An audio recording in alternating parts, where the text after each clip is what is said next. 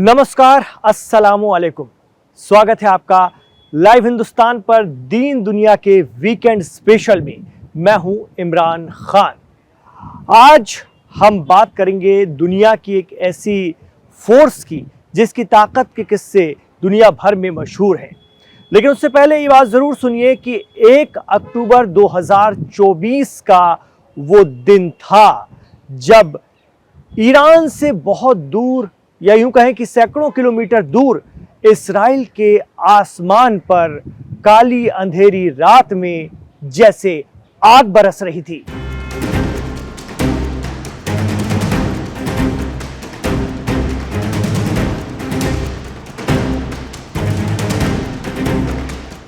जी हां, आग बरस रही थी।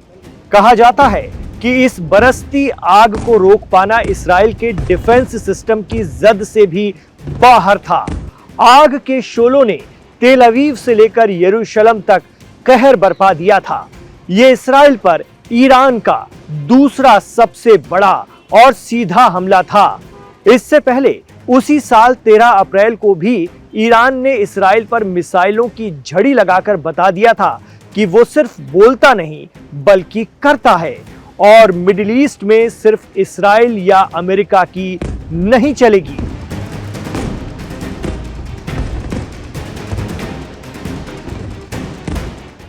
तो ईरान से 1700 किलोमीटर दूर इस्राइल पर कहर बरपाने वाले ये लोग कौन थे, आइए इस पर बात करते हैं।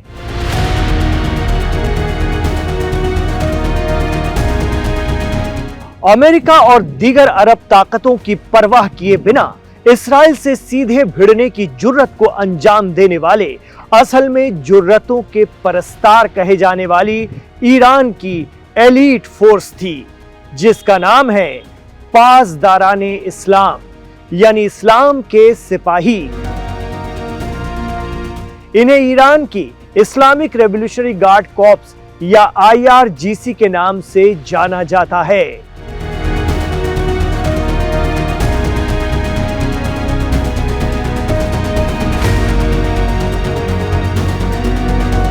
उन्नीस 1979 में ईरान में इस्लामिक इनकलाब आता है, इस्लामिक रेवोल्यूशन होता है इमाम खुमैनी की क़यादत में।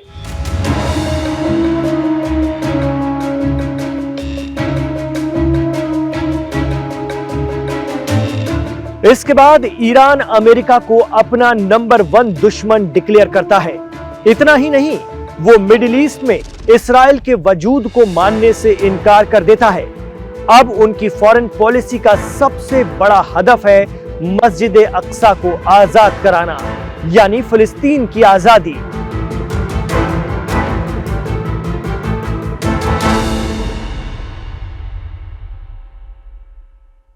लेकिन इस हदफ को हासिल करने की जिम्मेदारी ईरान की रेगुलर फोर्स पर नहीं डाली जा सकती थी, क्योंकि ईरान के पहले सुप्रीम लीडर आयतुल्लाह खुमैनी को इस बात का खदशा था कि कहीं आगे चलकर रेगुलर फोर्स इस रेवोल्यूशन के खिलाफ बगावत ना कर दे।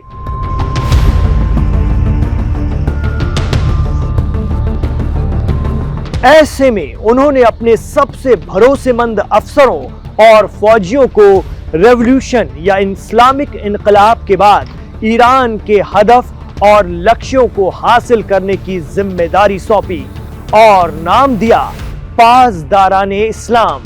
धीरे धीरे IRGC ईरान की फौज से ज्यादा पावरफुल और एक्टिव होती चली गई।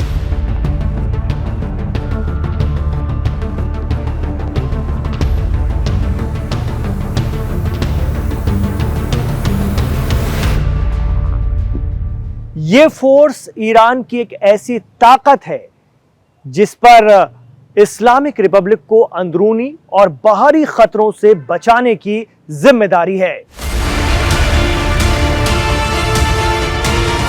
1,25,000 फौजियों की ये एक्टिव फोर्स ईरान की फौज से अलग है। इसके अलावा इनके पास 90,000 बसीजी हैं।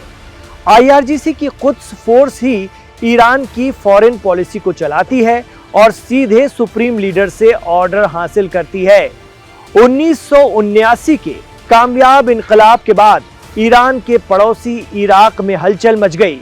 उस वक्त इराकी सदर सद्दाम हुसैन को लगा कि कहीं उनके यहां इसी तरह का इनकलाब ना हो जाए। ऐसे में सद्दाम हुसैन ने अमेरिका की मदद से ईरान पर आनन फानन में हमला कर दिया, लेकिन वो ये भूल गए कि सामने कौन है।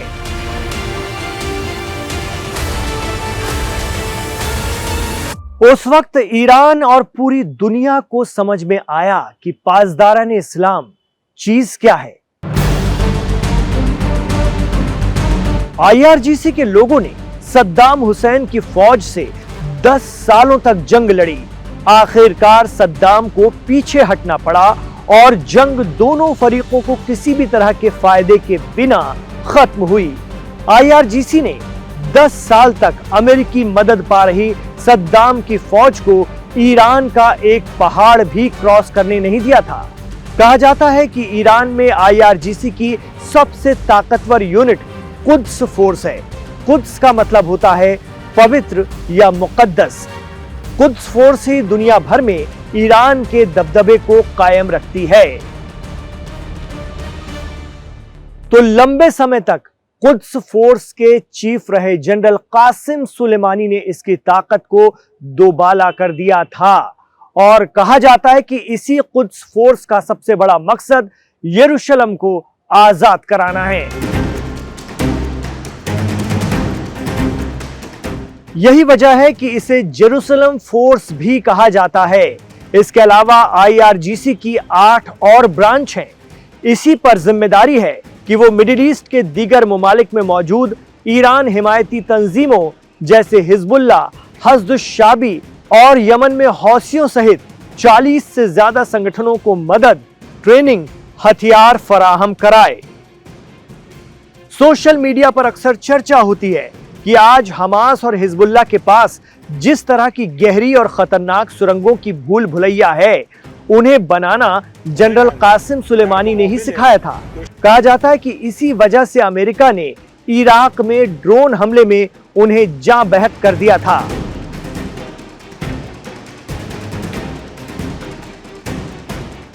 आरोप लगता है कि आज भी सीरिया, लेबनान, इराक और गजा में कुद्स फोर्स का दखल है। पासदारान इस्लाम ईरान का बैलिस्टिक और न्यूक्लियर प्रोग्राम भी चलाते हैं। इतना ही नहीं, IRGC ने ईरान में अपना कारोबारी साम्राज्य भी खड़ा कर रखा है, जिसमें डिफेंस, इंजीनियरिंग और कंस्ट्रक्शन की कई कंपनियां शामिल हैं। तमाम सैंक्शंस के बावजूद ईरान की इकोनॉमी को बनाए और बचाए रखने में IRGC का अहम किरदार है। ईरान में इंडस्ट्रियल ग्रोथ जबरदस्त है। इतना ही नहीं, ईरान के कई एयरपोर्ट भी IRGC के हवाले हैं। वही इनकी देखभाल करते हुए इन्हें ऑपरेट करते हैं। मौजूदा दौर में IRGC के चीफ हुसैन सलामी हैं।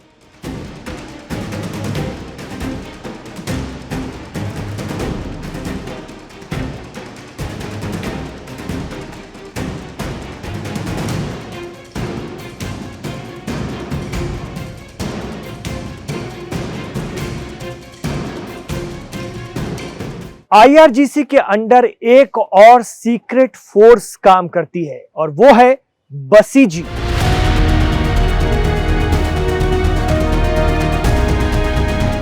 IRGC तो सुप्रीम लीडर के हुक्म के मुताबिक चलने वाली प्रोफेशनल आर्मी है, लेकिन बसीजी उनकी प्राइवेट फोर्स है। ईरान में इस्लामिक मॉडल वाले सिस्टम को फॉलो कराने के लिए बसीजी पेश रहते हैं। कहा जाता है कि खामनेई जो कह दें, ये वॉलंटियर्स वो कर गुजरने के लिए तैयार रहते हैं। भीड़ में आवाम के बीच, आम लोगों के बीच रहते हैं रहबर के बसीज, लेकिन उनकी कोई पहचान नहीं है।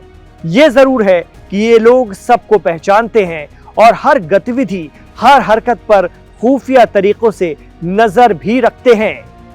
कहा जाता है कि सुप्रीम लीडर को जैसे ही इन बसीजी की जरूरत पड़ती है, वो निकल आते हैं उनके हुक्म पर अमल करने के लिए।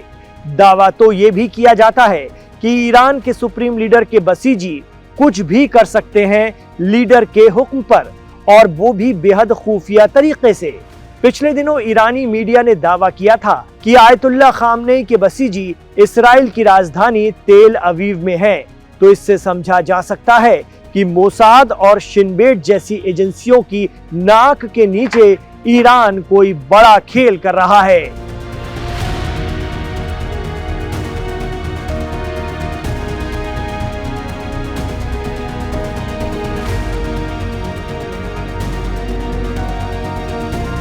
बहरहाल ईरान में पिछले 46 सालों से IRGC का दबदबा बरकरार है और वही इस वक्त मिडिल ईस्ट की हालात, सियासत की दशा और दिशा तय कर रहे हैं।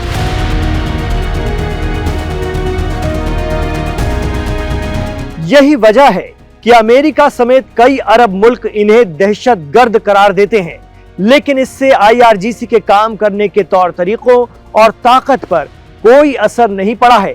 वो आज भी ईरान में सबसे ताकतवर है, जो सुप्रीम लीडर के एक इशारे पर कुछ भी कर सकते हैं। वाकई कुछ भी।